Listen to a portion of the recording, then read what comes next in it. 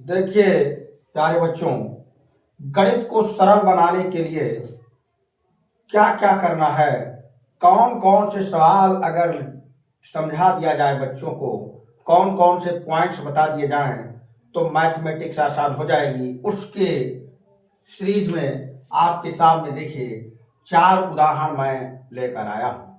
-1, सब में -1 -1 -1 -1 -1 देख रहे हैं आप लोग।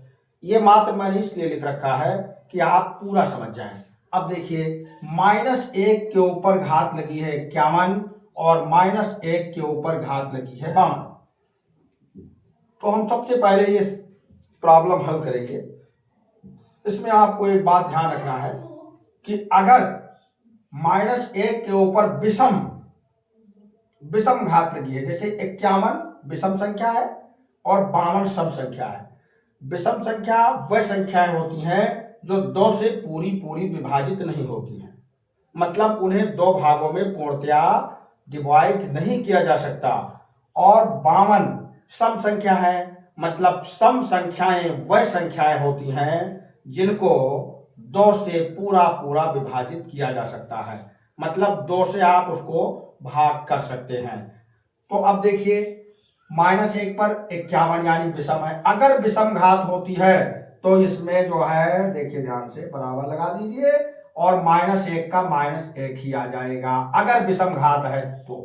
प्लस सम घात अगर है -1 पर 52 सम है तो सम घात है तो उसका 1 हो जाएगा, +1 हो जाएगा। तो इस तरह से उत्तर आपका -1 + 1 बराबर 0 प्राप्त हो गया। यानी तो पहले आपने -1 के ऊपर समघात और विषम घात का परिणाम देखा, प्लस उसके बाद -1 और +1 का परिणाम देखा 0। अब देखिए उदाहरण नंबर 2। फिर देखिए बराबर का निशान सबसे पहले आपको लगा देना है। अब देखिए -1 पर घात कितना है 1001। 1001 विषम संख्या है, 2 से नहीं कटेगा, सीधा उत्तर इसका आ जाएगा माइनस में। प्लस -1 पर घात 1000, 1000 सम संख्या है, 2 से पूर्णतया विभाजित हो जाती है, इसका उत्तर सीधे 1 आ जाएगा, माइनस नहीं रहेगा। इस तरह से -1 + 1 बराबर क्या हो गया 0 हो गया।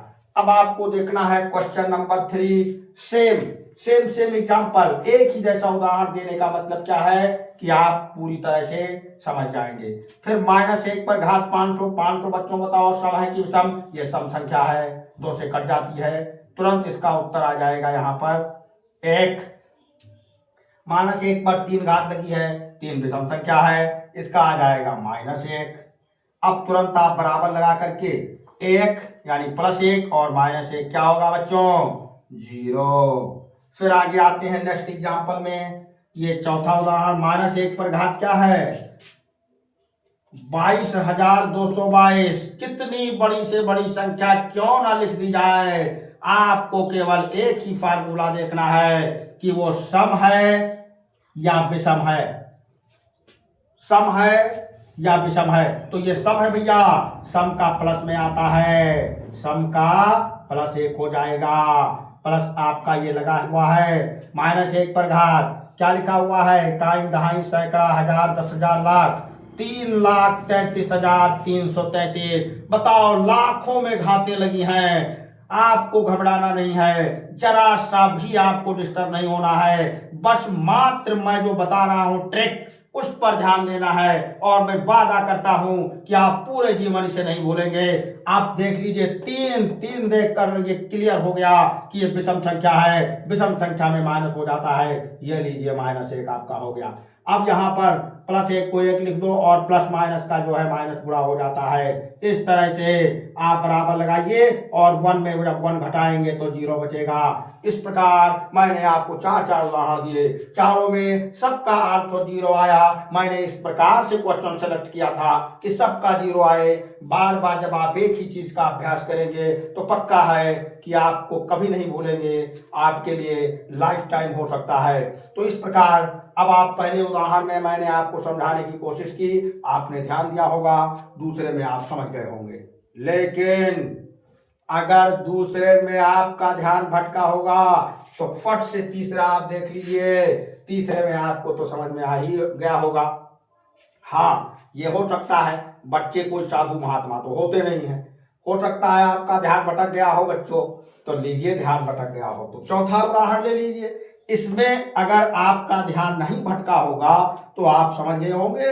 और इस प्रकार से जब कोई भी बड़ा से बड़ा सवाल लगाना शुरू करना, बीच में आ जाता है, ये कभी कभी लास्ट में आ जाता है, और इस जानकारी न होने के कारण बच्चा सवाल गलत कर देता है। तो आई होप आप लोग समझ गए होंगे। फिर उसके बाद अगले वीडियो में आपको इंटरेस्टिंग जानकारी के साथ ऐसे ही सवाल को सरल बनाने का जो मैंने ठाना है, उस पर आप लोग अगर पूरी तरह से जी जान लगाकर पढ़ते रहेंगे, हमारे चैनल से जुड़े रहेंगे, तो मैं वादा करता हूं कि गणित जो आपको इतनी कठिन लगती है वो आपको उतनी ही सरल लगनी शुरू हो जाएगी। और ठीक है, फिर अगले वीडियो में मिलेंगे।